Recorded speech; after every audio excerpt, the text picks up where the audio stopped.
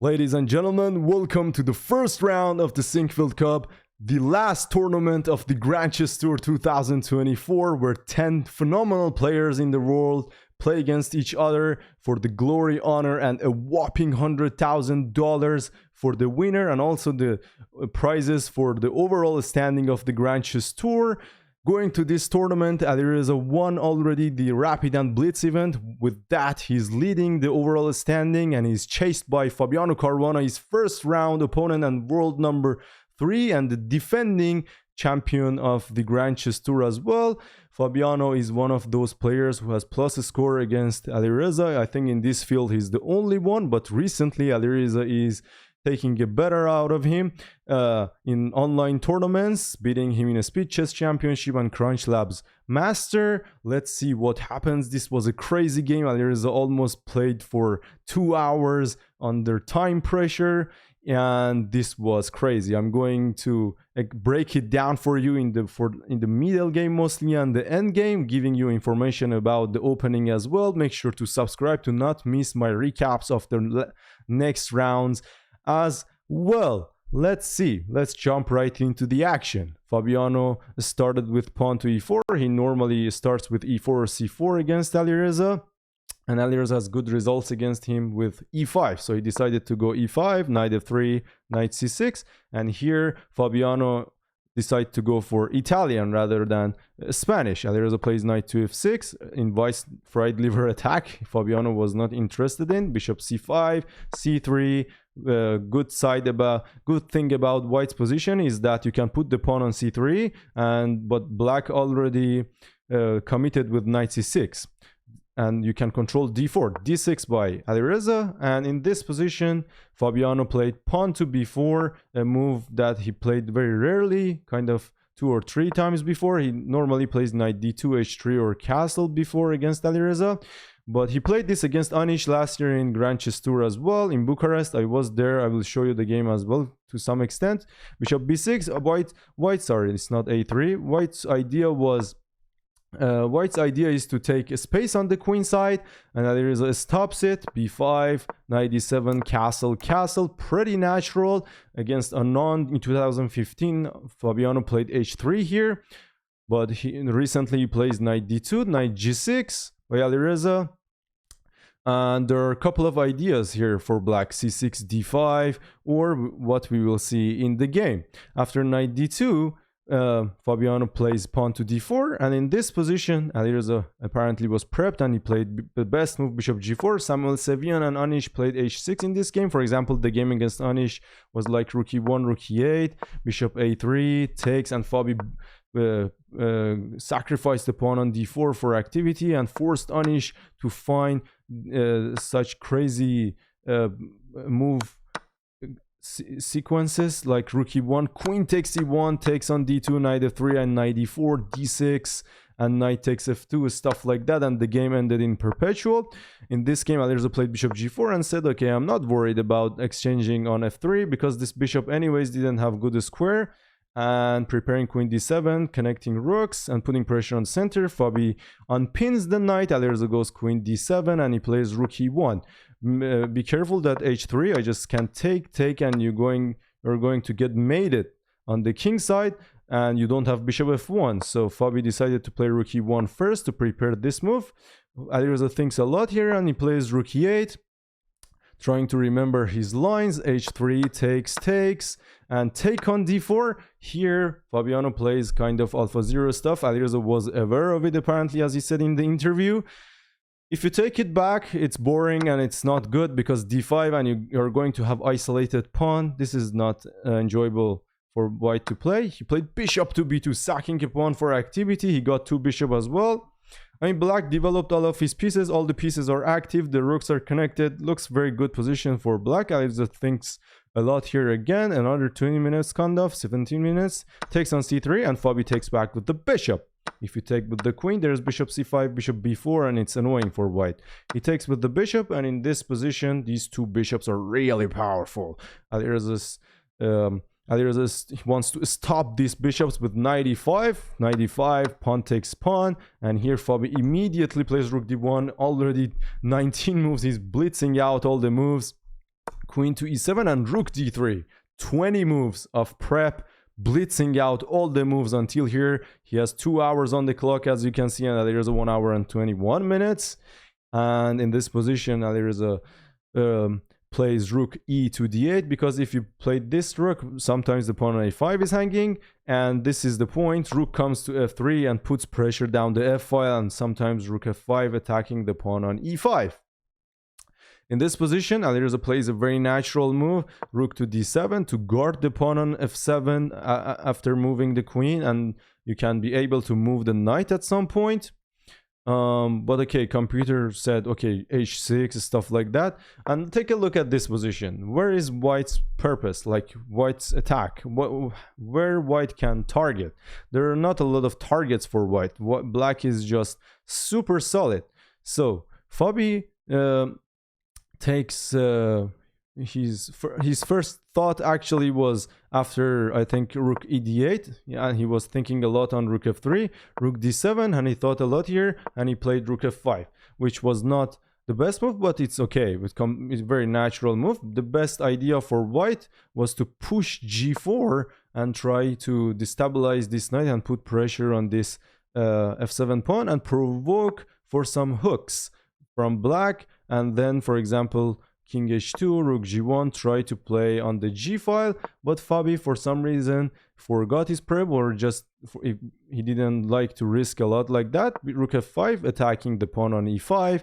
Alireza reacts very naturally, bishop to d4, and bishop d2 by Fabi, bringing the bishop to this diagonal. This bishop in this game is really very annoying. He jumps from this diagonal wants to annoy black, and this bishop has the most compensation for the pawn with the collaboration of this bishop.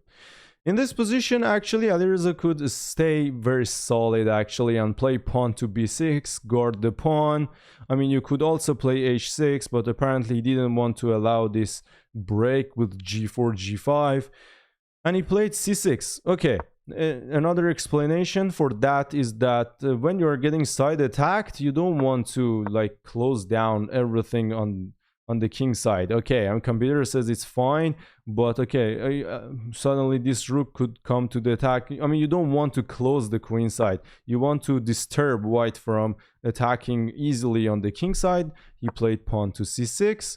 Fabi took, Alireza took back, and he opened the b file now. The problem is he opened the b file, and after bishop to g5, suddenly Alireza was shocked, or was kind of, I don't know, was kind of worried about rook b1, rook b3. Here computers are chilling. Computers wanted rook d6. Alireza played rook to b8 here. Rook d6 was the most natural move because he wanted to take and make our pawns damaged, but this looks natural. But Alireza worried about this, and bishop to c1, actually getting a tempo and bringing the rook. It looks very dangerous for white, but computers are chilling. They don't care. They say like rook b8, rook g3, and then you go king h7. So Alireza plays rook b8 to control the b file. Fabi, of course, takes on f6 and plays queen to c1 to dodge rook b2 ideas, and coming to h6. And here computers all wanted rook to b2, very natural move to attack on f2, but Alireza is not satisfied, and he wants to muddy the water even more and try to play for win, and he plays rook to b4. Computers don't understand this move. They think it's a blunder and it's a bad move, but it's actually a okay move, attacking the pawn and the bishop. And Fabi, because of the time situation, Alireza had 17 minutes and he had 40 minutes. He didn't want to think a lot here and played the natural move bishop f1. But there is a very interesting move in this position, queen to h6, giving up the bishop, because if you take, there is rook f3 and rook g3 attacking the king. But there is a nice resource here. Both players, they didn't see this move because they thought there is rook c3, but there is a phenomenal move here, rook e3, stopping this rook to bother this rook and going for rook g3. And after rook e3 takes king h8 is the only move, and if you take the bishop, rook d8 only move, coming back to defend. And actually black is fine here. Here if you play rook g3, I have bishop takes e3 to disturb your pieces. So bishop f1 by Fabi, and Alireza played rook to d6 to guard the pawn on c6 and f6. Fabi played queen to h6, going for attack, rook f3, rook g3, but that was not the best move.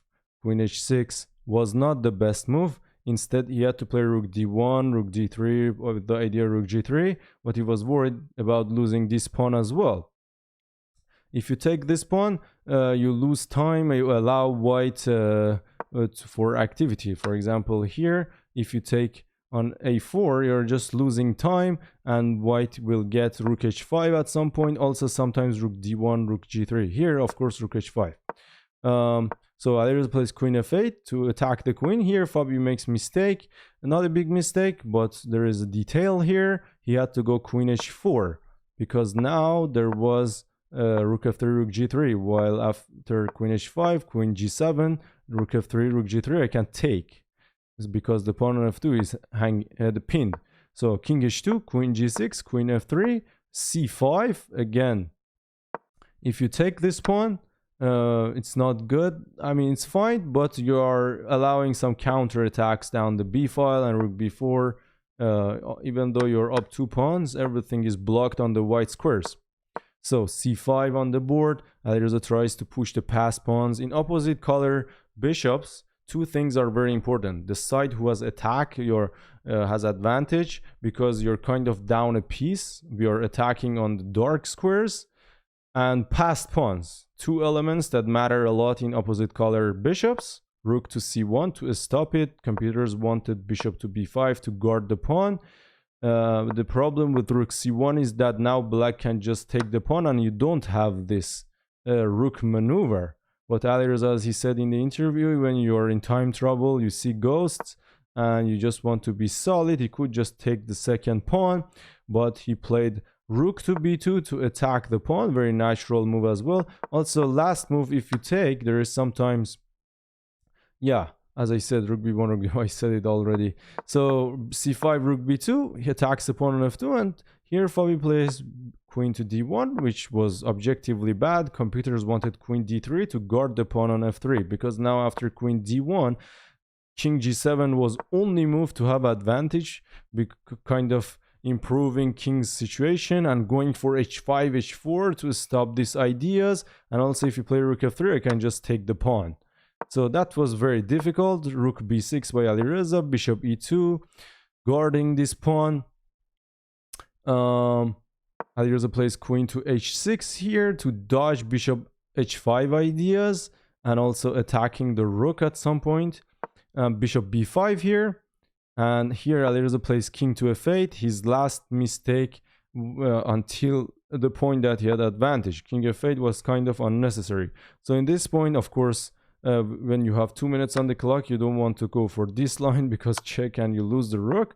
But actually, this rook is also hanging, and it leads to a draw like this. But yeah, I mean, rook takes f2 as well was possible, but okay, you think it's going to lead to a draw, but here actually only move is rook f1, because if you take on b6, there is mate, actually, bishop g3 and rook c1, if you take queen f4. So there are a lot of nuances and tactical ideas on dark squares. And after king f8, the problem is you allow rook c2. Another chance also, the best move in this position was to go rook d2 to disturb queen and avoid rook c2 ideas. Queen g4, queen g6, queen h4, and then like h6. And white, another plan for black is to bring the king to e7, where it has a lot of pawns covering it. You can see this bishop is very powerful on d4 as well. King f8, rook c2, and now after rook b4, the game is just blocked on white squares with queen d3, and Fabi is getting power now, and the game is suddenly in his hands. Alireza plays rook to d6. Okay, Alireza, in this game, Alireza played around 1 hour and a half with only 2 minutes.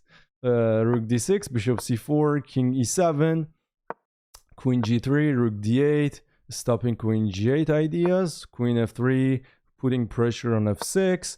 Fabi has the upper hand here. He's trying to look for opportunity. Alireza, as he said in the interview, he was looking for opportunity as well. Sometimes we can sack the exchange and push pawns. Don't forget about that. Fabi wants to improve his position slowly. King g2, rook b6. Alireza is swindling his rook here. Queen e2, rook b6, king h2 pins, queen c8 pins the rook. They repeat twice, queen g4 and rook b8 here. And in this position, Fabi had a chance to go queen g7 and attack the pawn on f6 and kind of forcing queen h8, because if you go queen e6, you lose the pawn on h7. So after queen here, he could play queen h6, and this queen is a bit weird here. And after rook b6, for example, he could continue with king g2 and put pressure, but this is still a draw. Bishop c4, activating the bishop and attacking this, preparing for double attack. Alireza plays queen g8, queen e2, back to the normal swindling pieces. Rook d6, rook c4, queen c8, pinning the rook again, queen g4, and now Alireza made mistake kind of with queen d7. I mean, it's a fine move, but I think coming back with the rook, or I mean, computer says take on d5, but there's a crazy line here, rook b4, cb4, and rook takes e5. Oops, you lose the queen, but there are fortresses like this for black. Okay, he plays queen d7, allows queen g7, and now he plays king d8. That was a bad move, because now the pawn f7 is hanging. He kind of, computer wanted this, but actually with low time on the clock, you don't know what happens after queen f6. Actually, just king f8, you're just fine, and rook b4, cb4, ed5, you're down on exchange, but a lot of compensation. Alireza played king d8, Fabi took on f7, which was not the best move. Computers wanted to take on c4 first, and then like move the king, which was not easy. Bishop f7, king c7, very nice move. This bishop is pinned. The rook is hanging now. The pawn is hanging now because this rook is pinned. Fabi played queen to g8. Alireza took the pawn, and here Fabi blundered a blundered. It was just a big blunder by him, because after queen f7, he thought he can take the rook and then queen a7, but actually I can take with the c pawn and guard a7 square. And now in this position, black has a better position because I'm just up a pawn and a protected pass pawn. Queen d7 check. He could also take on a4 and stop a rook c2, but with low on the clock, it's kind of impossible. Queen b8, king a6, and the problem is Fabi had to play king g2 here to have more chances to guard the rook, because now in this position after queen a7 the rook is hanging. You gotta give another check, and this leads to safety of my king. And in this position black is completely winning, but it's not over. Alireza pushes the pawn, you attacking the rook. You cannot leave the second rank because of rook d2. Rook e2 takes the pawn. The king is still kind of weak, and you should be careful how to approach it to not give your opponent perpetual. So queen a3, queen d2. Alireza plays queen b4. Fabi keeps his queen around the king. a4 was practically not the good move, because in a lot of cases the king hides on a4. So Alireza plays pawn to a4, it's still winning, rook d2, and now with only 1 minute on the clock and Fabi 2 minutes, Alireza plays a blunder, b2, going for making queen, but that's a big blunder. The best way was to take the pawn and then march the king to b5. So no, it's not very intuitive. You want to win the game with the king on a7, but you had to go for it. Also queen c4 was another move to win, because rook d7, rook b7, queen a5 and queen a6. But I think the simplest was queen e4, but okay, already it's very difficult with low time. And now in this position, Fabi had around 2-3 minutes on the clock, and he just completely didn't see this move. You can pause the video and find the draw. Very nice geometrical draw. He immediately took the rook, which he thought is going to perpetual, but that was not perpetual. The best move was rook d5, going for rook a5. Even though you make queen, you have a lot of pieces, but this is just a draw. Even if you sack the queen, you had to sack because it was mate. And look at this beautiful triangle perpetual, even your upper rook. So he missed rook d5. I mean, there is no chance. I mean, even if you sacked, I think the best chance was to sack the queen and play this position. But this is there's definitely perpetual for white. Also, if you play this, there is rook a5 anyways. So Fabi took. King takes. Of course, if you take with the queen, there are a lot of checks. You take with the king and try to escape. Fabi probably blundered king b5 maybe, because king c5, there is queen d5 and we have to repeat. But king b5 and queen c5 and queen b6, and after king b4, Fabi resigned. Very amazing result for Alireza. Actually, this video 21 minutes. I tried to put it in nutshell for you guys. That was huge win for the overall standing and the tournament. Hope you guys enjoyed. And that was huge win with the black pieces against Fabiano in the first round. Tonight, Alireza is going to play against Abdusattorov with the black pieces again. And don't forget to subscribe to not miss my recaps. Hope you guys liked it. And thank you guys for watching. See you guys in the next videos. Ciao. Thank you.